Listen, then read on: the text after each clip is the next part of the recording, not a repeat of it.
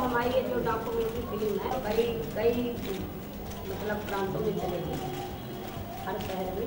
सब लोग, मैं सबको बताना चाहती हूँ आज की डेट में कि सब लोग इसको देखें। मैं तो गुलाबी साड़ी तो पहनी हूँ, लेकिन हमारे जो इस फिल्म के निर्माता हैं, क्या बोलोगे, अरे वो प्रस्तुत करने वाले और ये डायरेक्टर ये भी बनाए जो निष्ठा जी, ये भी गुलाबी दोनों पहने हैं।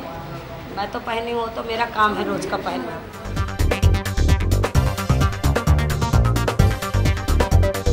इसका सवाल का जवाब दे दीजिए कि आपने अपने गुट को गुलाबी गैंग नाम क्यों दिया? देखिए, हम अपने गुट को गुलाबी गैंग इसलिए नाम रखा है कि पहले नहीं था गुलाबी।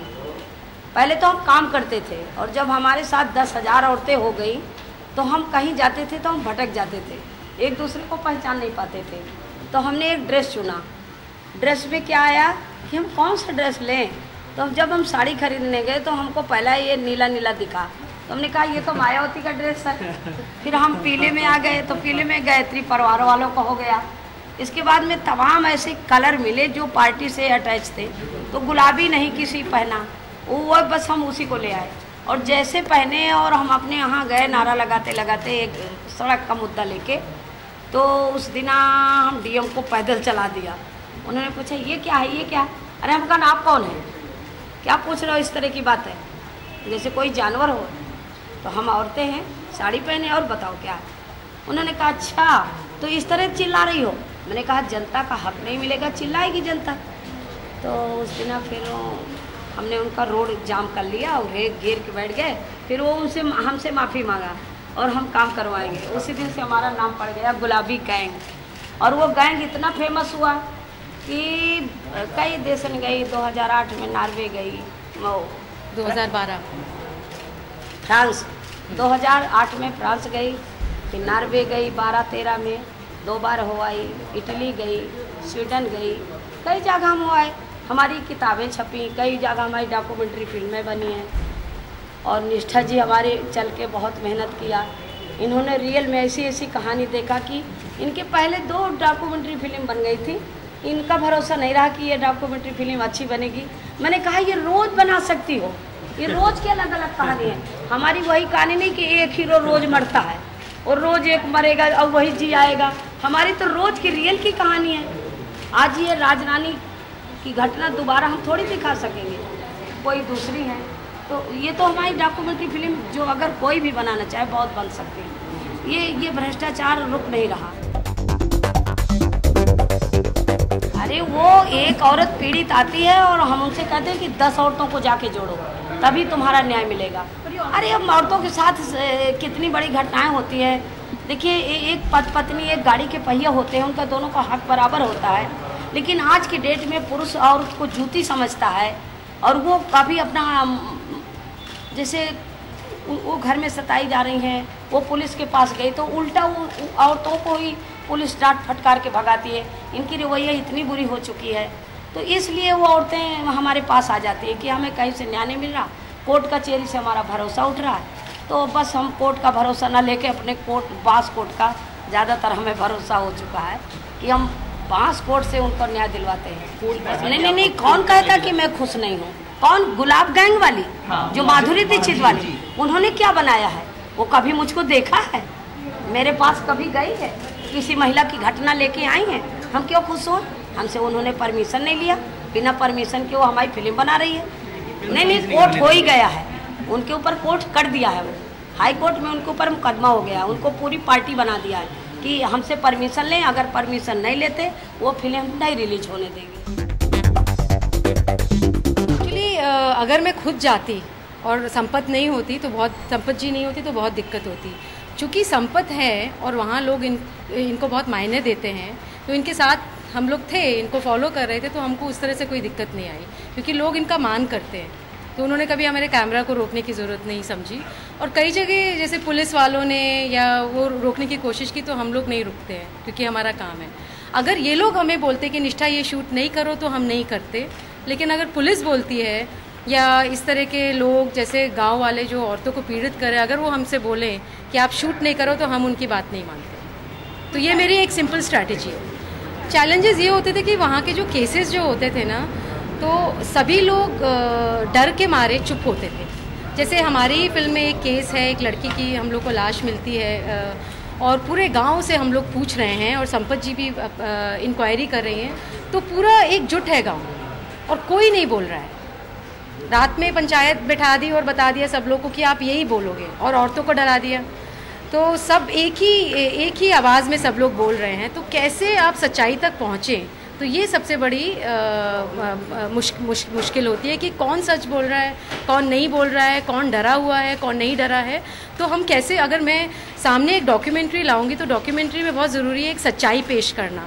तो मुझे तो सच्चाई मालूम होनी चाहिए ना कि क्या सच्चाई है या नहीं।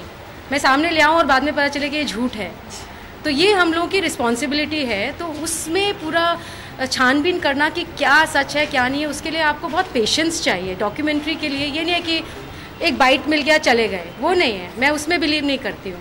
तो हम रोज़ाना 5-5 घंटे हम लोग ट्रैवल करते थे, दूर दूर गांव में जाते थे, इनके साथ होते थे, और जो दूसरा जिला के कमांडर हैं उनके साथ हम लोग रात दिन में 10-10, 12-12 घंटे ऐसी जगहों में जाते थे जहाँ गाड़ियाँ नहीं जाती हैं, चल चल के पूरा दिन कैमरा और पूरा सब इक्विपमेंट उठाकर हर जगह जाना। अगर एक गांव की ये कहानी है, जैसे वो लड़की मरी है तो उसकी माँ के पास गए जो कि 200 किलोमीटर दूर है। तो ये इसके लिए पेशेंस ज़रूरी है और हार नहीं मानना। हम लोग 5 महीने तक शूटिंग करते ही रहे हर केस का, जब तक हमें ये पूरी तरह से एश्योरेंस नहीं हो गया कि हाँ ये जो हम बात कर रहे हैं वो जो मैं सामने प्रस्तुत करूँगी फिल्म के अंदर, मैं I am sure that this is right.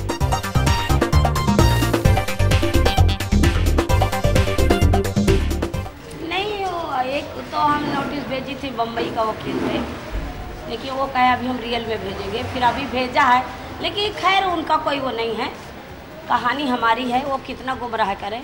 वो एक बार कहे तो दें कि ये संपत की कहानी नहीं, तो हम उनसे पूछना शुरू कर देंगे कि फिर उत्तर प्रदेश में किसका गैंग है, और ये भी पूछूंगी कि किसकी कहानी आप बना रहे हो, जो कि उसमें उत्तर प्रदेश, बुंदेलखंड और सबसे पहले गैंग किसने बनाया। गैंग के लिए हमें बहुत बहुत झेलना पड़ा है, हमको नक्सली कहा गया, हमको मायावती मुलायम सिंह एक तरह से हमारी जांच करवाई, और जांच में हमको एक भी डर नहीं लगा कि अगर हम गरीबों की आवाज़ उठा रहे हैं तो चलो नक्सली कहो, हमको वो भी स्वीकार है, हम डरते नहीं हैं।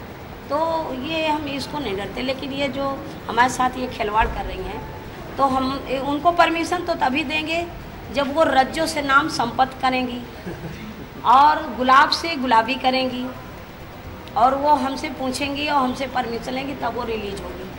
नहीं वो फिल्म का तो सपना न सोचे अनुभव सिन्हा कि मेरी फिल्म 7 मार्च को रिलीज होती, उनकी 7 मार्च को रिलीज होगी, अब मैं 2 मार्च को वहीं अन्ना जैसे अनशन करूँगी, तब समझ में आ जाएगा कि महिलाओं में क्या ताकत होती है।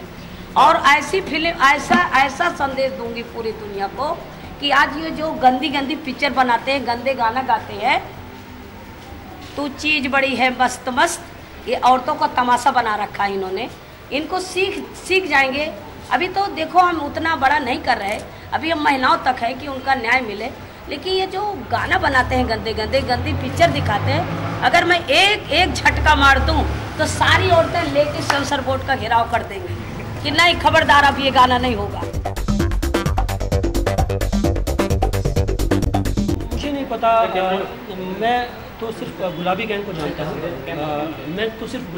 जानता हूँ, डॉक्यूमेंट्री को जो मैंने देखी, जो मुझे बहुत पसंद आई, और मुझे लगा कि ये संवाद मीडिया के साथ करना बहुत ज़रूरी है, इस फिल्म को लोगों तक पहुंचाना बहुत ज़रूरी है। तो मैं तो गुलाबी गैंग का दीवाना हूँ, गुलाबी गैंग का प्रशंसक हूँ, मैं ये बात कहना चाहूँगा। हम वही कोशिश कर रहे हैं, आपने बिल्कुल सही सवाल किया कि डॉक्यूमेंट्री लोगों तक पहुँच नहीं पाती है, क्योंकि यहाँ पर इंडिया में हमारे यहाँ वो सिस्टम बनी नहीं है कि डॉक्यूमेंट्री को लोगों तक पहुँचाया जाए। और सेकंड, लोगों में ये बहुत गलत फहमी है कि डॉक्यूमेंट्री फिल्म है तो वो बोर ही होगी। अगर आप ये गुलाबी गैंग देखोगे तो मुझे नहीं लगता कि आप उठ पाओगे इस फिल्म को देखोगे। बहुत ही एंटरटेनिंग, बहुत ही एंगेजिंग फिल्म है ये डॉक्यूमेंट्री फिल्म। तो ये बात होना बहुत ज़रूरी है कि डॉक्यूमेंट्रीज़ को रिलीज़ मिले, लोगों तक डॉक्यूमेंट्रीज़ पहुँचे। और रहा जहाँ तक यूथ का सवाल, तो हमने शिप ऑफ थीसिस में हमारी फिल्म लोगों तक पहुँचाई है, तो हमने सोशल मीडिया को बहुत का यूज़ किया है। तो हम ट्विटर, फेसबुक ये सब चीज़ें यूज़ कर रहे हैं। यूट्यूब पे हमारे ट्रेलर है और जो भी मीडिया से मदद मिल पा रही है तो वो लेने की कोशिश कर रहे हैं। अभी तक क्या हुआ है ना, जब हम लोग सिनेमा देखने जाते हैं तो अपना दिमाग घर पे रख के, तो मैं थोड़ा उसको भी हम लोग सोहम के साथ मिलकर वो भी थोड़ा बदलना चाह रहे हैं कि हम सिनेमा देखने जाएं तो दिमाग लेके जाएं, और हर चीज़ को मतलब इंटरटेनिंग होना कि हर मिनट में आपको हंसा ही रही है, ये भी ज़रूरी नहीं है। मुझे लगता है कि लोग चाहते हैं आज कि हम अपने देश की असलियत देखें, और वो बहुत मतलब वो आएंगे और देखेंगे, अगर उनको मौका मिलेगा तो वो उनको ज़रूर अच्छा लगेगा।